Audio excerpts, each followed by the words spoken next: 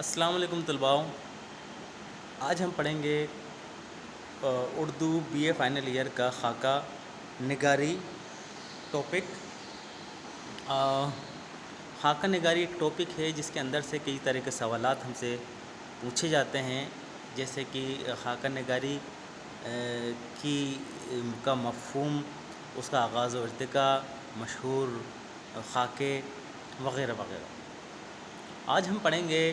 خاکہ نگاری کیا ہوتی ہے، اس کا کیا مفہوم ہے۔ اس کے علاوہ ہم یہ پڑھیں گے کہ خاکہ نگاری، سوانح نگاری اور شخصیت نگاری، آخر ان چیزوں میں فرق کیا ہے۔ اس کے بعد ہم پڑھیں گے خاکہ نگار کے لیے کیا بنیادی شرطیں ہونا ضروری ہے، اور اس کے بعد ہم پڑھیں گے خاکہ نگاری کا ابتدا اور ارتقاء، اور اس کے بعد ہم پڑھیں گے کچھ مشہور خاکہ نگاروں کے بارے میں۔ خاکہ نگاری، سب سے پہلے اگر ہم اس کا مفہوم سمجھتے ہیں تو ہم یہ جانتے ہیں، ہمیں یہ معلوم ہوتا ہے، یہ پتہ لگتا ہے کہ خاکہ کا معنی ہے اسکیچ۔ اس کو انگریزی میں، انگلش ادب میں، انگلش لٹریچر میں جس کو ہم اسکیچ کہتے ہیں، کریکٹرک اسکیچ کہتے ہیں، وہی اردو میں خاکہ ہے۔ اور نگاری کا مینس ہوتا ہے جس کے بارے میں ہم پڑھتے ہیں، جانتے ہیں، معلومات حاصل کرتے ہیں، علم حاصل کرتے ہیں، اس کو نگاری کہتے ہیں۔ تو خاکہ یعنی کہ یوں سمجھ لو کہ ایک اسکیچ، یا اس کو ہم پین پورٹریٹ کے نام سے بھی جان سکتے ہیں، یا ہم اس کو ایک نقشہ، ایک ڈھانچہ، اور اس کے علاوہ لکیروں کی مدد سے بنایا گیا ایک اسکیچ، یہ ساری چیزیں ہم کہہ سکتے ہیں۔ خاکہ نگاری اردو میں مرقع نگاری، یا شخصی مرقع، یا چہرہ، یا قلمی تصویر، یا جیتی جاگتی تصویر، یہ ساری چیزیں خاکہ نگاری کے لیے استعمال ہو سکتی ہیں۔ یعنی کہ جس کو ہم خاکہ کہتے ہیں اس کو ہم دوسرے ناموں سے بھی جان سکتے ہیں، جیسے پین پورٹریٹ، یا مرقع نگاری، یا شخصی مرقع، یا جیتی جاگتی تصویریں، یا قلمی تصویریں، یا اس طرح کی یہ ساری چیزیں اس میں ہوتی ہیں۔ ادبی جو خاکے ہیں، یہ ادبی خاکے دراصل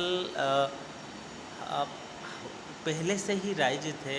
مگر ہمارے اردو ادب میں یہ خاکے انگریزی ادب کے ذریعے سے داخل ہوئے ہیں۔ اور یہ ادبی اصطلاح میں خاکے سے مراد وہ تحریر ہوتی ہے جس میں نہایت اختصار کے ساتھ، دیکھو جو اختصار ہے، اختصار کا جو لفظ ہے آپ اس میں بھی سنیں گے، اس کے ساتھ ساتھ ایک اور صنف ہے جس کو ہم غزل کہتے ہیں، اس میں بھی سنیں گے، اور اس کے علاوہ ایک اور صنف ہے جس کو ہم افسانہ کہتے ہیں، اس کے اندر بھی سنیں گے۔ تو اسی طرح سے خاکہ ہے، یہ کہیں نہ کہیں خاکہ ہے، یہ کہیں نہ کہیں مماثلت رکھتا ہے، مشابہت رکھتا ہے، کس سے؟ غزل سے اور افسانے سے، کیونکہ افسانے کی بھی ایک خصوصیات یہ ہوتی ہے کہ افسانے میں بھی اختصار ہوتا ہے، چھوٹی کم باتوں میں، کم لفظوں میں بڑی چیزوں کو ادا کر دیا جاتا ہے۔ اسی طرح سے غزل ہوتا ہے، اس کو بھی کہتے ہیں کہ ایک پورے کے ایک دریا کو ایک کوزے میں بند کرنا، اس کو غزل کہتے ہیں، اس کے ایک شعر میں یہ ساری چیزیں ہوتی ہیں۔ تو معلوم پڑا کہ جو اختصار ہے یہ اس کا اصل ہوتا ہے، یعنی کہ کسی بھی شخص کے بارے میں، یا جو کوئی ممدوح ہے جس کے بارے میں خاکہ لکھ رہے ہیں، اس کا پوری زندگی کا حالات زندگی یا حالات ہم اس میں نہیں لکھ کے، اس کے کچھ پہلو کا، اس کے کچھ حصے کا، زندگی کے کچھ حصے کا، جس میں خاکہ نگار اس کے ساتھ رہا ہو، اس کی ساری عادتیں ہیں، اس کے اطوار ہیں، اس کے ناک و نقشے ہیں، اس کے چال چلن ہیں، اس کی اچھی اور بری عادتیں ہیں، یہ ساری چیزیں وہ ایک جگہ جب دیکھتا ہے اور ایک جگہ اس کو یکجا کر کے جمع کر کے اس کو لکھ لیتا ہے، تو وہ چیز ہو گئی خاکے میں۔ خاکے کو دراصل سوانح حیات سے بھی مماثلت دے دی جاتی ہے، یا اس کو حالات زندگی یا شخصیت نگاری سے بھی تشبیہ دے دی جاتی ہے، اس کو یہ سمجھ لیا جاتا ہے۔ لیکن میں آپ کو بتا دوں کہ یہ تینوں چیزیں الگ ہیں۔ خاکہ نگاری بالکل الگ ہے، اسی طرح سے شخصیت نگاری ہے وہ بھی الگ ہے، اور سوانح نگاری یا آٹو بایوگرافی یا حالات زندگی ہے، حالات زندگی نگاری ہے، وہ ساری چیزیں الگ ہوتی ہیں۔ جو سوانح نگاری ہے یا آٹو بایوگرافی ہے یا سوانح حیات ہے، یہ وہ ہوتی ہے جس میں پیدائش سے لے کے اور اس کے حالات مرگ تک، مرنے تک کے جو بھی واقعے ہوتے ہیں، جو بھی زندگی ہوتی ہے، اس کو ہم دوسرے میں حالات زندگی سے بھی تشبیہ دے سکتے ہیں کہ زندگی پیدائش سے لے کے مرنے تک کا جو بھی حال اور احوال ہوتا ہے اور جو زندگی کے واقعات ہوتے ہیں، وہ ساری چیزیں سوانح نگاری میں آتی ہیں۔ مگر خاکہ نگاری میں زندگی کا ایک چھوٹا سا حصہ، زندگی کا ایک چھوٹا سا پہلو صرف اور صرف وہ ہوتا ہے۔ ایک اور جس کو ہم شخصیت نگاری کہتے ہیں، اس کو بھی کبھی کبھی خاکہ نگاری سمجھ لیا جاتا ہے۔ شخصیت نگاری کے لیے یہ بات ہونا لازمی ہے کہ اس میں زندگی کے کچھ پہلو کا ہونا ضروری ہے، ساتھ ساتھ کوئی شخص ہے وہ مشہور ہونا چاہیے، اس کے بارے میں آپ جاننا چاہیے۔ اس کے علاوہ بھی ہم دوسرے ذرائع سے، چاہے وہ جدید ذرائع ہوں یا ادبی ذرائع ہوں یا دوسرا ادب ہو، وہاں سے کچھ چیزیں لے کر اور ہم اس پر عبارت لکھ دیں، تبصرہ کر لیں یا اس کے اوپر کچھ بھی لکھ لیں، تو وہ شخصیت نگاری ہو گئی۔ لیکن خاکے کے لیے کسی شخص کا ایک بڑی شخصیت کا ہونا ضروری نہیں ہے۔ جیسے سوانح حیات بھی کوئی ایک معروف اور مقبول جو شخص ہے، جو بہت زیادہ پاپولر ہو، اس کے بارے میں لکھی جاتی ہے۔ مگر اس دور کے جب خاکے شروع ہوا تھا، اس کے بعد میں کچھ ایسا وقت آیا تب عام لوگوں کے اوپر بھی خاکے لکھے گئے، جس میں رشید احمد صدیقی نے کندن کے نام سے خاکہ لکھا تھا۔ کندن تھا، ایک عام انسان تھا، کوئی مشہور نہیں تھا، کوئی شخصیت نہیں تھا۔ اسی طرح سے مولوی عبدالحق، اس کو بابائے اردو کہتے ہیں، انجمن ترقی اردو کے جو صدر اور سیکرٹری رہے تھے، انہوں نے نامدیو مالی کے نام سے ایک خاکہ لکھا ہے جو آج بھی اردو ادب میں میل کی حیثیت رکھتا ہے۔ تو ہم نے یہ جانا کہ خاکہ نگاری کے لیے کسی معروف شخصیت کا ہونا بالکل بھی ضروری نہیں۔ نثار احمد فاروقی لکھتے ہیں کہ خاکہ شخصیت کی عکاسی کا نام ہے، کسی شخصیت کی عکاسی کا نام ہے۔ اچھا خاکہ دراصل کسی بھی شخصیت، چاہے وہ عام ہو چاہے وہ خاص ہو، اس کا معروضی مطالعہ ہے۔ نثار احمد صدیقی لکھتے ہیں، نثار احمد فاروقی جو خاکہ نگار ہیں اور خاکے کے تنقید کرتے ہیں، نقاد ہیں، وہ یہ بات لکھتے ہیں کہ خاکے لکھنے کے لیے کوئی بھی شخصیت ہو، چاہے وہ عام ہو چاہے وہ خاص ہو، اس کا ایک مطالعہ ہے، وہ بھی معروضی، چھوٹے استر کا، لگوتراتمک جس کو ہم بولتے ہیں۔ خاکہ نگاری کو بعض نقادوں نے اشاروں سے ادا ہونے کا فن بھی کہا ہے۔ خاکہ نگاری کو بہت سارے نقادوں نے اشاروں میں بات کہنے کو یا کچھ کہنے کو ادا کرنے کا بھی ایک صنف بتایا ہے۔ اور دیکھو، خاکہ نگاری ایک نثری صنف ہوتی ہے جس میں چیزوں کو آسانی کے ساتھ، جس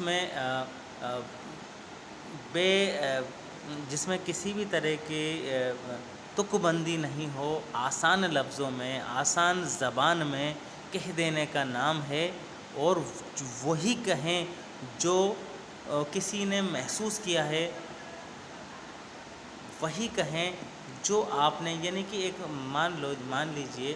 کہ آپ ہیں، آپ کسی شخص کا، یعنی کہ اگر میرا بھی خاکہ لکھیں یا کسی بھی شخص کا خاکہ لکھیں، تو آپ نے کسی شخص کے ساتھ جتنا بھی وقت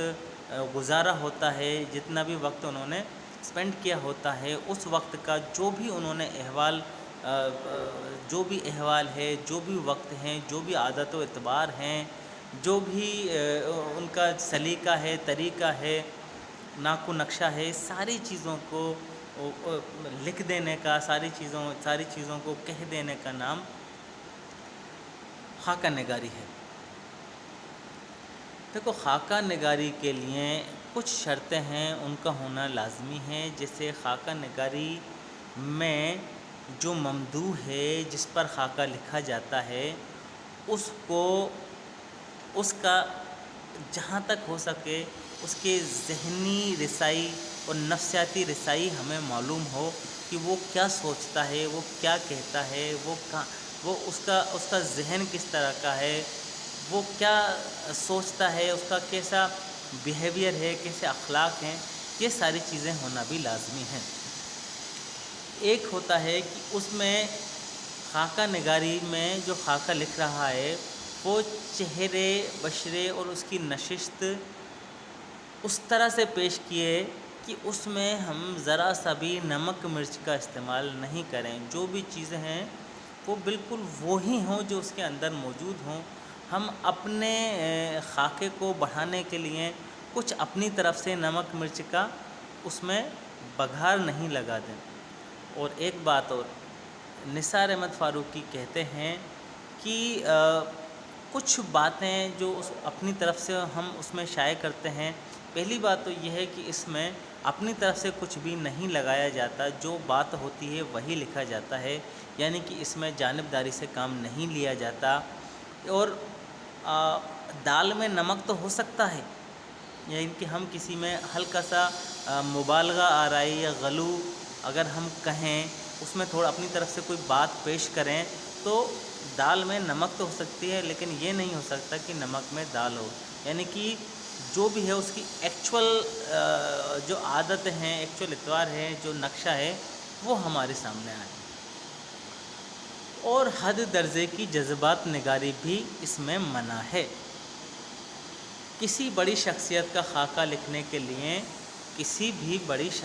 شخصیت کا خاکہ لکھنے کے لیے، ویسے تو کسی کا بھی خاکہ لکھ سکتے ہیں، لیکن اگر کسی بڑی شخصیت کا خاکہ لکھ رہے ہیں تو اس کے لیے یہ ضروری نہیں کہ ہم اس کا یوں ہی لکھ دیں، لیکن اس وقت کے ہمیں سیاسی حالات، سماجی حالات، ادبی حالات کا ہونا